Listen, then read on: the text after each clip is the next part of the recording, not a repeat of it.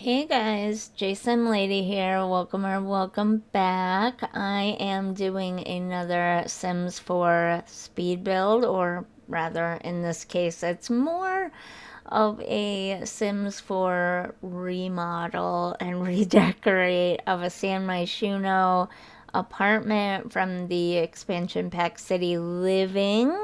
Before we get too deep into it, though, I would love to ask if you could like this video if you love or even just sort of like the end result of the apartment or the story I've got going on for this particular save file or whatever.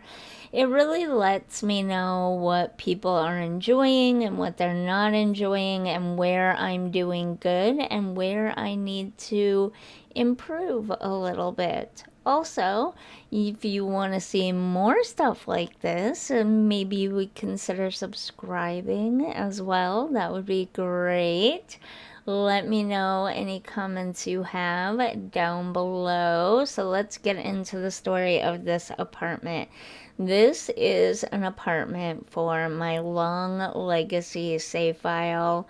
If the rumors are correct, The Sims 4 is coming to an end, or is essentially ended, I guess. And I have been trying for the last few years, 2, 3 years, something like that, to just play through the game, but it's been very slow going because this particular save file was created right after Life and Death came out, and there were so many glitches. And this save file has been plagued by so many glitches, and I've had to stop and put it off for a while because of some major issues with the game. I was too afraid to open it up and play with it, or my Sims were really struggling, or I couldn't get certain things to work or whatever. So I'd have to take a break for a little bit. But also, if I'm being 100% honest, these kind of Let's Plays don't do super well on YouTube, and I'm mostly just doing it for me because I've been playing the Sims games since they came out basically in 2000, and even to this day, I learned things. And let me tell you, I have had no life. No life. Well, I have. Since The Sims 4 came out, I have had a child, and I have spent a lot of time taking care of and raising that child. So I haven't had as much time with The Sims 4 as I did the previous games. Actually, technically, I had my child in the Sims 3 era. So I did not have a lot of time during the Sims 3 era either, but the Sims 3 is comparatively a much smaller game than the Sims 4 has been. And so I should have been able to play the whole game, and I just never did. I just never. There are so many things. People mention things from the previous 3 games that I didn't even know were in the game, let alone had ever experienced them myself. And so the idea with this was I want to play one of these at least, although I may, if it's interesting to people, go back and do it with the other 3 Sims games as well. But I really just wanted to play through all of the Sims 4 and the major packs for the Sims 4, uh, all the packs. Kits don't really count. Kits are just like extra decorative content for the most part, although there are a couple of kits that do have some gameplay attached to them, but only a couple. And, I don't really, I guess I could include those, but for the most part, I'm looking at major packs here that actually came with a lot of stuff. We have one stuff pack that came with a lot of playability, but mostly game packs and expansion packs. Obviously, those came with a lot of playable stuff. And I've done a few. During the time period where I was part of the EA Creator Network, I actually played quite a bit of a couple of the packs, but previous to that, I didn't play much. I got stuck in one specific play style, and I would just do that over and over and over and over again. And because of that, there were so many things in the game that I was not experiencing, that I had no idea was part of the game or whatever. So I wanted to remedy that before The Sims 4 came to an end. I didn't make it in time. Like I said, the save file has been plagued by glitches since the beginning. It has made it hard. It does not do well on YouTube, so the incentive to play and record it just wasn't always there. You know what I mean? The motivation, you know, sometimes with stuff like this that could take a very long time, some of us being me, need that encouragement and motivation to keep going, you know? And so there wasn't always that. But yeah, that's kind of the story of how all this stuff got started. Now, as for the long legacy itself, I'm still technically on Gen 0 with my matriarch Grace, although that will soon be coming to an end because Grace is getting up there in years now, and Connor, the next heir, the Gen 1 heir, or you know, kind of the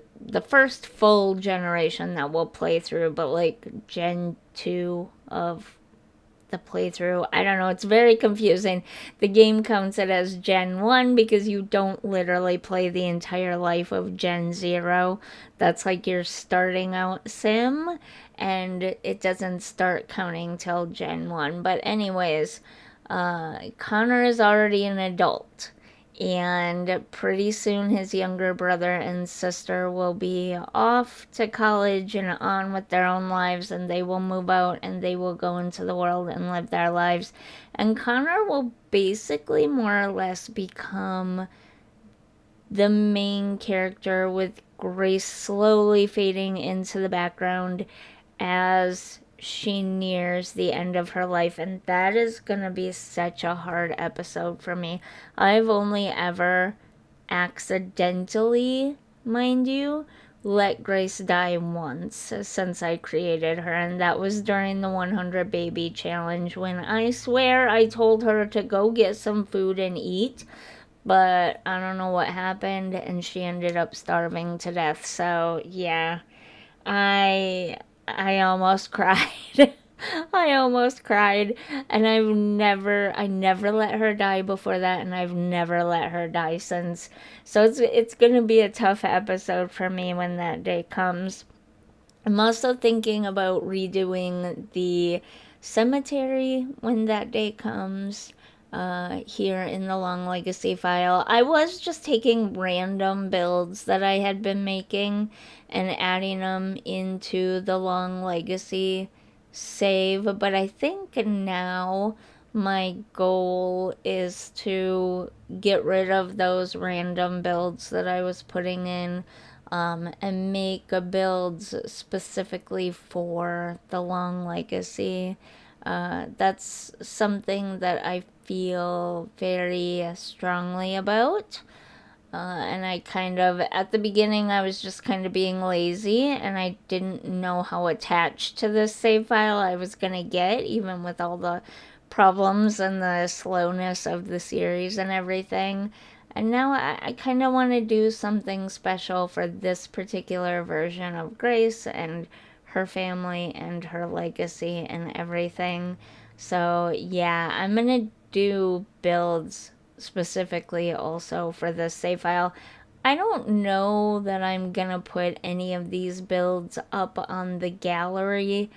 I might just wait until everything is done, until I'm done playing with the legacy, which the goal is to get to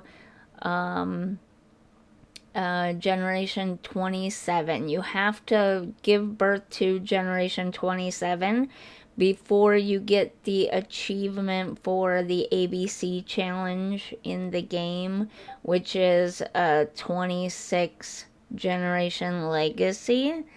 And so I want to at least get to that point. The only really true rules that I have at this point is that I would love to finish all of the collections. I would love to at least get half of the aspirations finished if possible, and work through as many of the different careers as possible as well. But I gave up on any hard and fast rules a while ago because the point wasn't to have rules and to check off, lines on a checklist. The point was to just explore and experience the game. And I felt like I was too constantly worried about checking off things on a list and not just playing the game to explore everything it had to offer. And so I dropped all the other rules, and the only rule I have now is that I have to make it to the birth of Generation 27, get that achievement for the first and only time ever. And then we'll see where this series goes from there. By that point, the game should be in full on meltdown mode. So, because this particular save file is not doing great already as it is because of all of the glitches it has experienced, and they don't retroactively fix everything. So if you already have a save file going and they fix something, some of these things are pretty major fixes.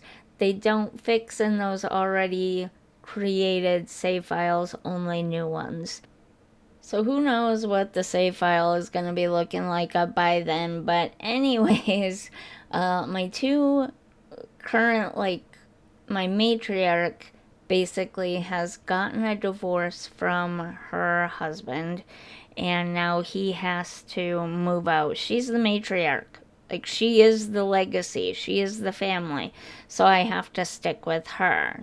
Like, she's my character. So he's gonna be moving out. And since one of the kids is still, well, two of the kids are a child still, and there's no child support, I'm gonna be giving him slightly less money. If you want to know more about The Long Legacy, you can watch that series here on my YouTube channel. But here is the finished apartment. These apartments in San Myshuno are a bit weird to do tours of. I will try my best.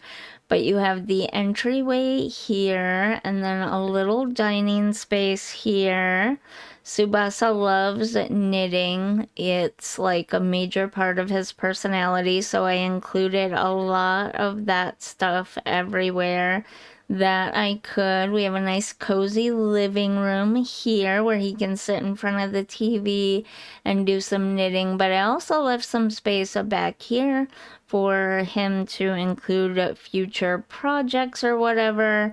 As soon as we have him move out in the next episode, I'm gonna have him take pictures with each of his kids. I may actually copy the kid pictures that are currently in their home and bring copies for him to hang on his wall. If I do that, I will probably take more pictures in the new space with them, for him to hang on the wall somewhere else as well. I haven't decided. You'll have to watch the next Long Legacy episode to see what happens with that. But yeah, I did include some family photo areas for him to have some pictures of the kids. There really is, it's not an apartment meant to be a two-bedroom. This is the only other space, really.